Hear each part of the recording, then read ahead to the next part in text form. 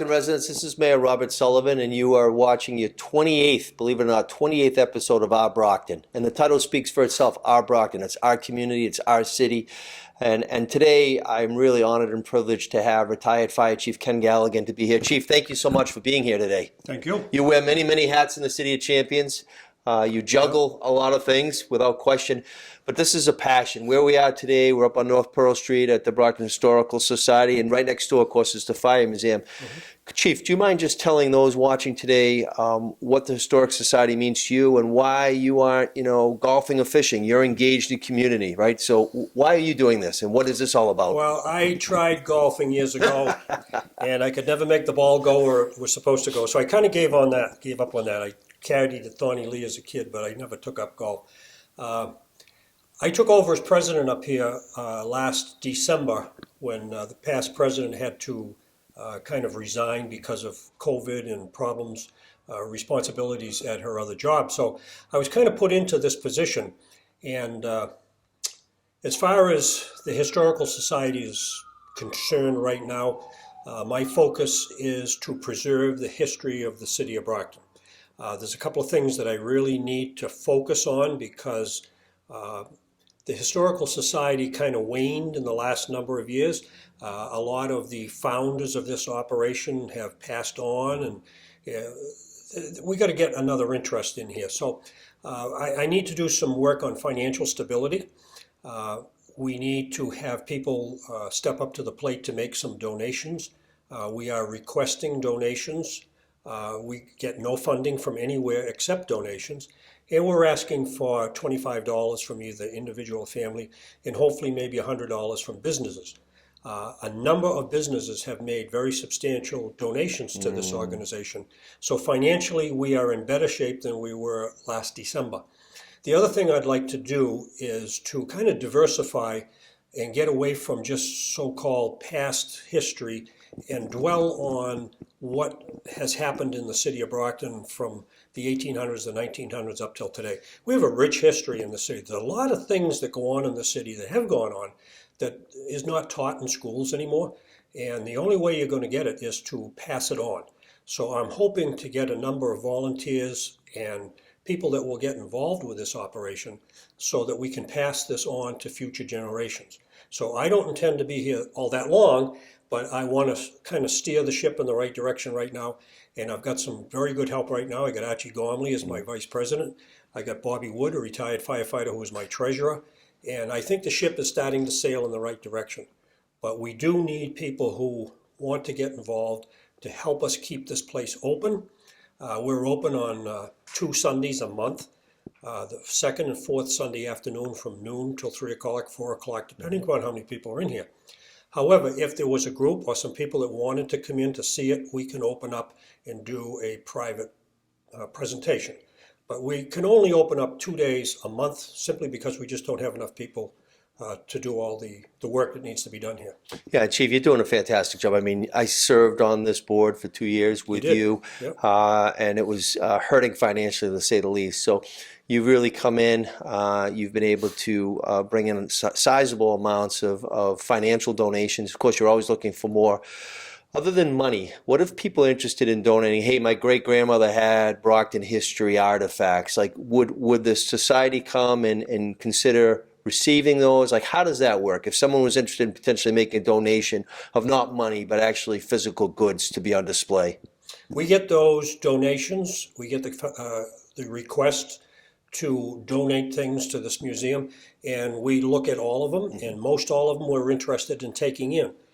Some of the things that we bring in we can put right on display because they are very interesting. Other things are part of Brockton history that should not get lost. And I think unfortunately over the years so much of Brockton history got lost, got thrown away, whatever.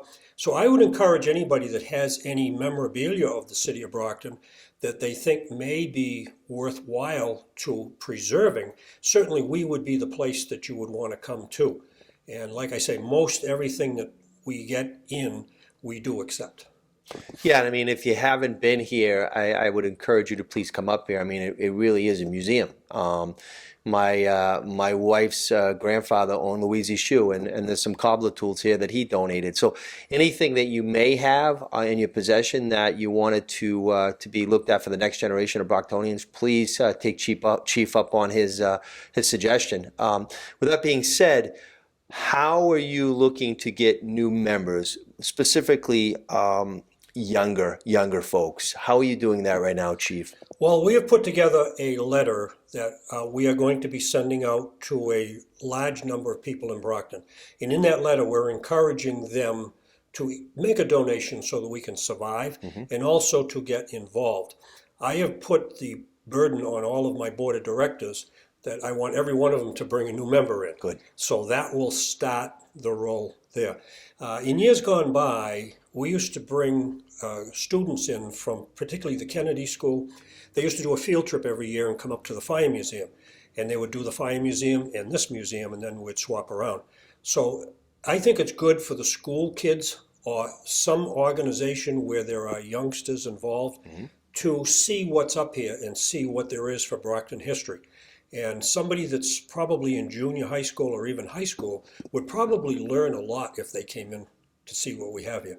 So this is not like a play museum. No. This is a history museum. Oh yeah. Yeah, Oh really yeah. is. I mean, you know, I'm the son of a history teacher, right? So history is my passion. But you just explained some stuff to me that I'd love you to share again with the viewers in terms of the actual physical building. It's been around for centuries.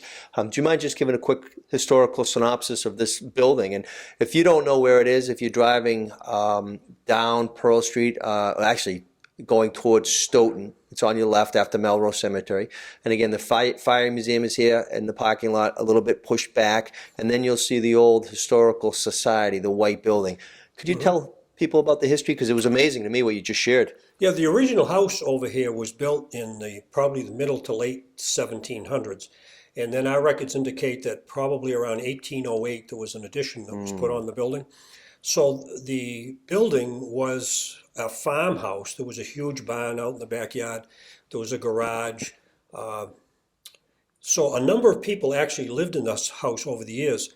The monument people down the street here, their family lived here for a period of time. The school at North Warren Avenue and Prospect Street, the Shirley Matter, her family lived here. No kidding. And one day she came up with her kids and went through this whole house and explained everything. It Really? was really, really fantastic. That's awesome. So anyway, around 1969, this house became vacant and it really became quite a mess.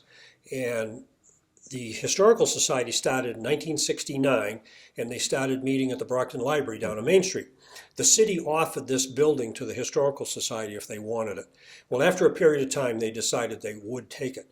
So the city and the trustees of the Melrose Cemetery deeded this property to the Brockton Historical Society. And our records that I've been going through, they spent thousands of dollars to bring this house back to where it is today. Later on, this addition was built, and it was built as the Shoe Museum. John Learned, who was the president, used to be president of Knapp Shoe. And when this was built, there was thousands of shoes in here. And he could tell you something about every shoe. And eventually the shoes needed to be upgraded, they needed to be fixed. So they ended up over at Stonehill College. And most of the shoe display now is at Stonehill College. So I've repurposed this original shoe museum into a room where we can display various parts of history of the city of Brockton. So the house goes way back to the early 1800s. This is in the 1900s. The Fire Museum next door was late 1980s. Okay. So that's a relatively new building. Yeah. The Fire Museum is really something to see because it does capture the history of not only the Brockton Fire Department, but firefighting in general. It's well worth to see that building, as is this one. But once you take a tour through this place, you see how people used to live, the old kitchen stove, the living room, and it's pretty unique. Thank you, Chief. I think at this time I'm going to take a pause because the camera is going to move and you're going to be able to capture some other aspects of this wonderful building known as the Brockton Historical Society. So we'll be right back. That is original Thomas Edison, and it's got his logo right on it. And this is how they used to play music years ago. So we have quite a collection of records, and You have to crank it up. It doesn't go on electricity. It's a wind-up, but it's in great shape. All right, this corner of the museum is dedicated to the shoe industry in Brockton. Brockton was known as the shoe capital of the world. They tell us that back in the Civil War that Brockton made shoes for the Army, and that's why they were successful. But that's lore, or it may be true, I don't know. So what you see here is Mr. Keith. He was one of the big shoe manufacturers in the city. They were down the south end of the city. And that plaque that you see right there used to be on the little 10-footer that used to be really where Keith Park is now down at Main and Plain Street. That shoe bench that you see right there, there was literally thousands and thousands of those in the shoe factories in Brockton. And a worker would stand at that bench right there all day long, manually doing something or some part of putting a shoe together. So people spent basically their entire life, working life, at a bench inside of a wooden shoe factory making shoes. And that's a typical sewing machine over there where they could stitch. There was thousands of those within the shoe industry. And there's a picture up there of a typical shoe factory. I believe that's the one that is on School Street that has been, Montella Street at Lincoln Street, that's been converted into condos. And there's a typical shoe worker over in the corner over there that's doing some finishing on a shoe that is almost put together. And lastly, over there in the picture in Brockton shows you a picture of what Brockton looked like back in the 1800s. So this little corner right here is what we have for a display of the shoe industry. That display shows the typical streetcars that were on Main Street in Brockton, and that's the mode of transportation between Brockton and the surrounding towns. They used to go to Taunton, Easton, Whitman. The original ones were pulled by horses. The one that you see on display is the electrified one. So the streetcars went from 1881 to about 1937, and down on the lower left-hand corner of that display is the last car that traversed the rails in the city of Brockton. So downtown was rails that went to the local towns, and ironically, we discovered out in front of the museum here on North Pearl Street there was a set of rails, and we were told recently that Pearl Street at one time was going to be the center of Brockton. And then when the railroad came through, the center of Brockton moved to the downtown area. So that's what the streetcars look like, and that's why Brockton was built really from north to south. There wasn't much on the east side and the west side. It was all farmland, and that was due to the transportation. And a lot of the three-deckers downtown, the multi-family houses, the workers lived in those houses, and they could actually walk to the shoe factories. There was probably close to 100 factories at one time around the city.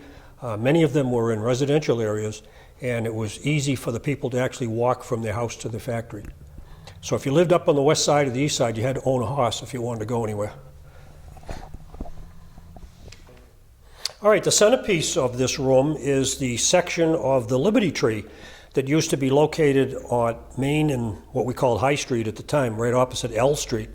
That tree was a rallying point years ago for anybody that wanted to make a speech in the downtown area, and it was also the rallying point for the Underground Railroad when the slaves were moving from south to north.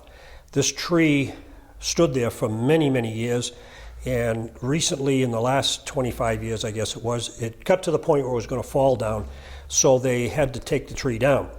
When they did take the tree down, the trunk of the tree was taken over to Southeastern Regional High School, and the students over there sliced the trunk of the tree and created at least two of these. There may be a third one, but there's at least two of these tables. So we have one here at the Historical Society, and the other one is at the Brockton Library. So when we move over to the display case, you can see some of the things that were made from this tree. So what we're looking at here is a display case that is holding different bowls and dishes that are made from the portion of that tree that was torn down, which was known as the Liberty Tree. On the very bottom, you can see there's actually a limb from the tree. The top right-hand picture shows you the corner of just up, it's on High Street, just up from Main, and to the left is where the tree is located. That building you see on the left is a repair shop for the horse-drawn wagons, and there was also a big house that went with this. And supposedly right there is where the slave people that were moving were on the Underground Railroad. That's where they were housed while they were moving. So this tree became a rallying point. It became known as the Liberty Tree. On your left, you can see the Southeastern Regional High School group with the tree that's all sliced. They're loading it into a vehicle, and one of them was transported up here and donated to this museum. So it's pretty unique what the kids did over there from portions of that tree. And those, as you can see, those plates and bowls are pretty unique. Chief, you know, when they talk about the City of Champions, Rocky Marciano and, of course, Marvelous Marvin Hagler always comes. And when you come up to the Historic Society, you see a lot of artifacts from the undefeated heavyweight champion of the world, Rocky Marciano. Please share with the viewers about this, because it's unbelievable. Well, this obviously is a picture of Rocky Marciano. It was painted by Robert Arthur years ago, and it was donated to the Historical Society. It's a beautiful, beautiful portrait of Rocky. And we mounted it on this wall so that when you come in to the Historical Society, this is like the whole focal point of this room. So in this corner down here, and it's kind of ironic, Rocky's corner down here, we have a lot of artifacts from the Rocky Marciano era. So if you look over here, you will see some of the major fights that he had, his artifacts, one of the gloves that he was wearing, a medicine ball, his neighborhood down on Dover Street. That's him out on his jog. That's his mother that's feeding him lots of spaghetti. His baseball group down at James Edgar Playground. Up on the left is his house on Dover Street. That house is still there today. It's pretty much on the corner of Dover Street and Rocky Marciano Way. I lived right around the corner when I grew up. I lived on Harvard Street and used to play at the same playground. So this whole wall is all Rocky Marciano memorabilia that has been donated to us, and it actually is probably one of the biggest displays that I know of Rocky Marciano memorabilia. The only other pictures that are probably bigger than what we got is down at George's Cafe. He had lots of pictures of Rocky. Right. I assume that they're still down there. But so this is our Rocky Marciano display, and it's quite fascinating to read about the history. 49-0, never knocked out, heavyweight champion of the world. Unfortunately, he was killed in an airplane crash in 1969. Actually, it was August 31st, 1969. And you can see in one of the pictures up there, his wake was held at Hickey's Funeral Home, which is on Main Street. The building is still there, but Hickey's Funeral Home is gone, corner Main and Park Street. So that was in 1969. But when he came to Brockton, hopefully at some point we can move over there with the camera, but I want you to see the crowds that used to be on Main Street when he showed up after a fight. That picture was taken at Winthrop and Brook Street. That's Rocky, and right next to Rocky is my brother. No kidding. That kid right there off of Rocky's right shoulder. Really? See his hand on Rocky's arm? Oh, that's awesome. On the pole. This is the Ward 2 Club on Dover Street, which is still there, made into a house. Yep. It's right across from the playground. But what I wanted you to see, I don't know if you can get it on here. Are we live? Okay. If you can look down there, there's the corner of Main and Legion Parkway and Center Street. It shows Bessie Baker's in the background. That building is gone. That's now the health center. But what you should notice is the thousands of people that showed up downtown to cheer on Rocky when he came back to Brockton. It's amazing. It really is. Look really is amazing. Yeah.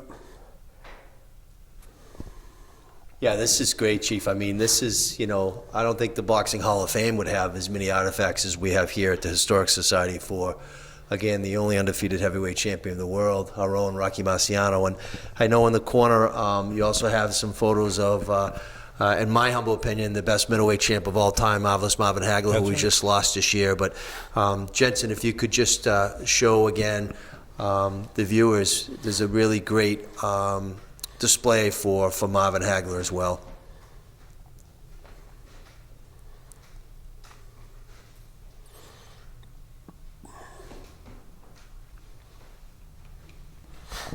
So again, it's been my honor and privilege to have Chief Ken Galligan, who is just a Brocktonian at heart, who loves Brockton, right? If you cut his arm right now, he's going to be bleeding red and black. But I do know that he needs a lot of help here, right? He has, of course, Bob and Archie helping here. But we need more Brocktonians to be involved, engaged in our community, and the Historic Society is where it's at. So, Chief, I just want to thank you for everything you're doing. You're spending, people don't know, you come here early in the morning, and I've seen you out shoveling in the wintertime this place. People don't know that. You love this place. Again, if someone wanted to contact, what's the easiest way to get in touch with the Historic Society? You can contact us through our email, which is BrocktonHistoricalSociety1.org. Okay. We have no phone. We've done away with the phone because of there's nobody here to answer the phone. So the best way to contact us is through email. Okay.